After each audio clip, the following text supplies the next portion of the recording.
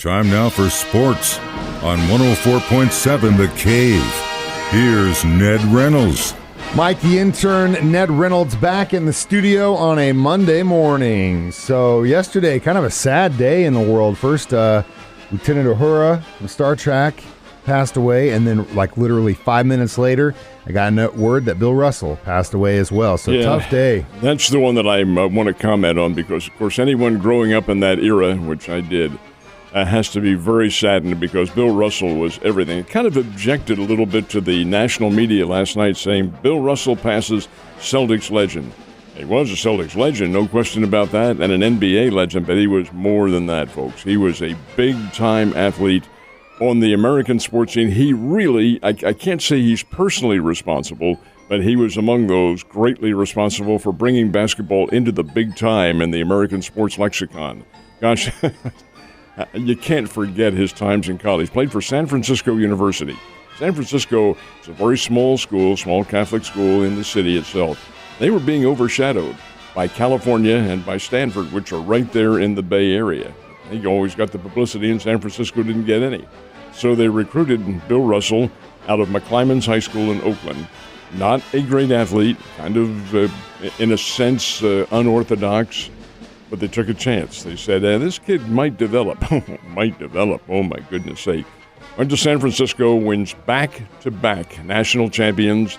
His teams won 60 games in a row, and they beat big-timers. They were really good. And Russell was the key instrument. It wasn't just him. He had his old Boston Celtics teammate Casey Jones on the team. They were really good. Well, the first time that it really became cognizant of him, they beat LaSalle from Philadelphia for the national title. LaSalle was great. The next year, I'll get them back, played in the Final Four again. They'd won, I think, 58 in a row going into that. I'm going to play another Philadelphia team, my club, that I was going to go to school at later on, Temple University. But San Francisco didn't play him. Temple was in the Final Four but didn't get to play the championship game. Did have the most valuable player, but over and above that, Russell led his team over Iowa and a national title again. Then he went and played in the Olympics after he had been drafted by the NBA. Now, how do you work that? Well, the Olympics that year in 1956 were played in Australia, and they were played in late October, early November, after the NBA season had begun. Russell was given permission to play in the Olympics and then join the Boston Celtics, as it turned out, in the very latter part of November and early December of that year, and transformed everything.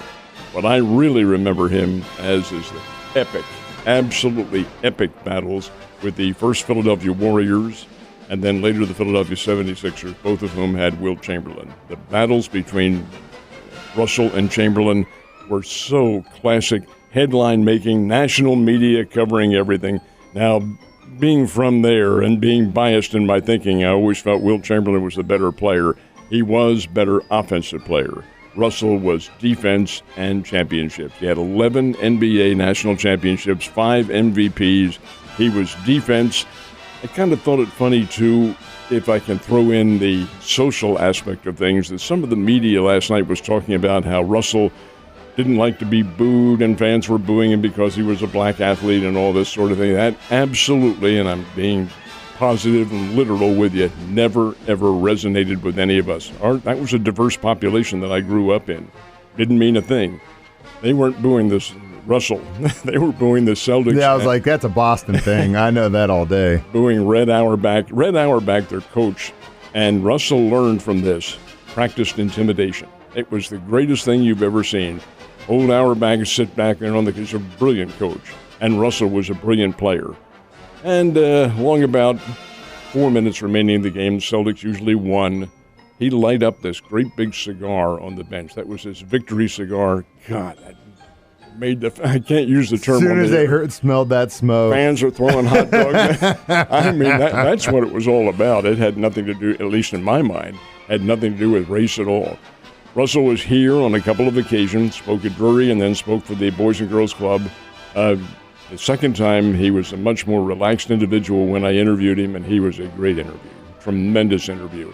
This is a really sad day because he is an icon, not just in the sports public, but in society as well. And it really is we're all going to go sometime. He's 88 years old and lived a good life, but still to see one of your legends pass like that, it's tough to accept. He was a champion for sure, Ned. Thanks for sharing those stories.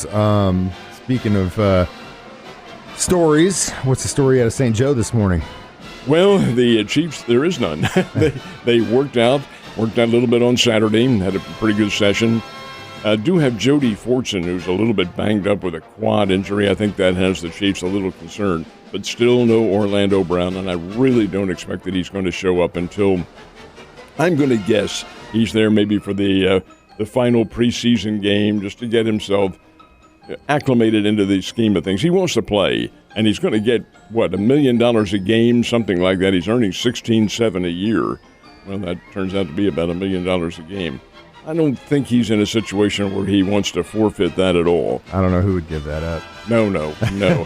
He'll be there when it's all over and when the Chiefs are ready to play. Whether or not he's in playing shape, that remains to be seen. But for just no word. Interested to see now if the Chiefs this week go to the free agent market and look at things and maybe work out some other details. There are 90 players in camp. That would be down to 53 and, well, it's still a while to go before they have to cut the team. But I think things are looking pretty good for them. Trade deadline looms, getting closer and closer. For a long time, St. Louis Cardinals could be one of the places Juan Soto would end up. Then the Ohtani conversation gets brought up, and he starts getting floated around. Personally, I would love to own an Ohtani St. Louis Cardinals jersey over Juan Soto all day. Guy puts butts in seats. He can pitch. He can hit. He's a complete player. Juan Soto, young guy, going to be something for a long time. Both of them could be game changers for the St. Louis Cardinals. Where's your head at? I don't think either one of them. Ned, come on. I'll tell you Didn't why. even get to open my Christmas present yet. You're already telling me what it is. Of the two, I would take Ohtani. Ohtani is multi-talented.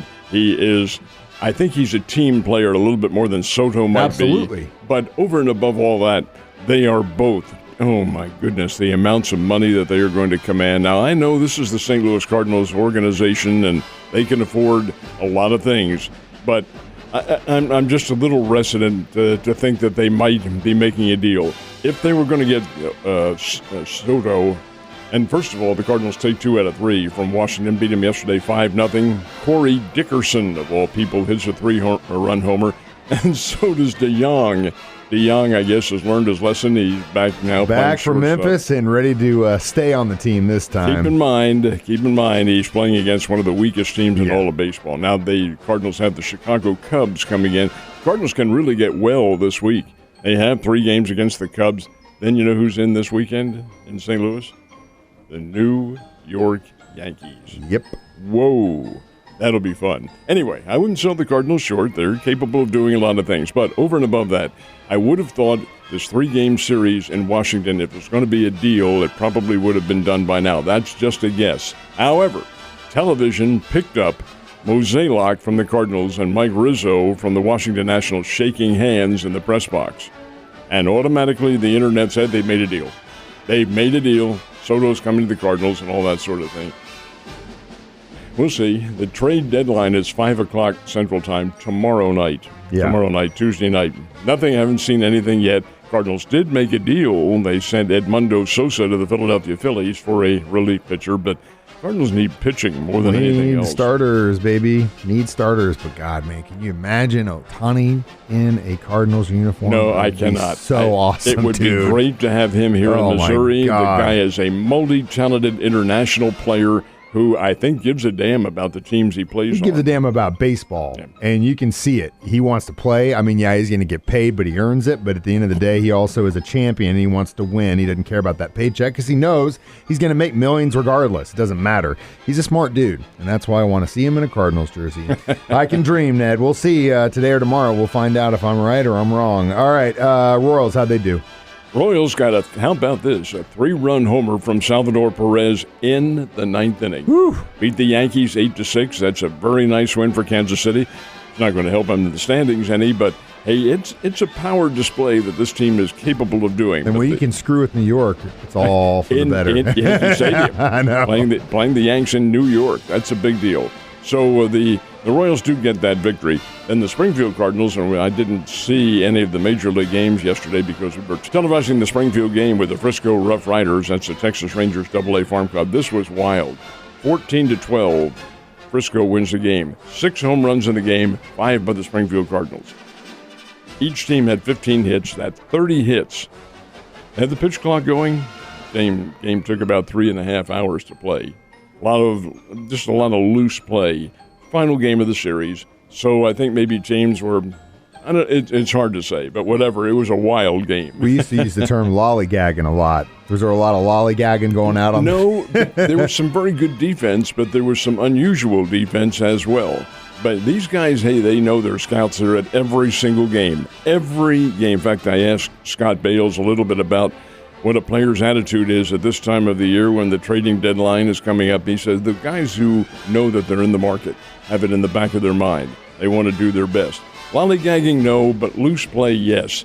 And the reason for that may have been a night game right before and then a day game coming up on Sunday, and crowd was a little over 2,000 into it, but it was just one of those different games. Pitching wasn't very good at all. No. But be that as it may, Frisco won the game 14-12, made for a long but interesting telecast, I'll tell you that. I'm sure it was. I'm sure you guys were probably doing a little bit of lollygagging yourself. Last but not least, Deshaun Watson. Decision coming down today. What are your thoughts? I will predict. Let's do our predictions. What are you going to put some chocolate chips? I don't know. On the table? Well, I'll see what I got in my backpack. All right. My prediction is he gets a 1-year suspension. Pull out year. He's gone for the season. I'd say he doesn't play at all this year. That's what the NFL wants. The impartial arbitrator who's hearing this is female, but that's not supposed to enter into it. The legalities are what really figure into this, and what he is accused of doing, not convicted. That's the key to remember. Hasn't been convicted of anything and denies everything. But with 30 people coming and forward, settling most of them out of court. I have to think it's a year suspension. Think it's a year? It'll be interesting to see how much power the Cleveland Browns organization have in the NFL, because that also comes to play too. I mean, they made a pull for him, so I'm sure they're arguing in his favor. I want it to be at least a year, but I have a feeling I'm going to say 8 games. I'm going to say 8 games. Mike, you have to remember now, the Browns also have to think about the population they're dealing with, and the female population, a lot of them are pro football fans. If they did something less than a year, oh my. I'll see. The NFL loves controversy, my man. Well, we'll see if I owe you a big chocolate bar tomorrow, Ned. You have a great day.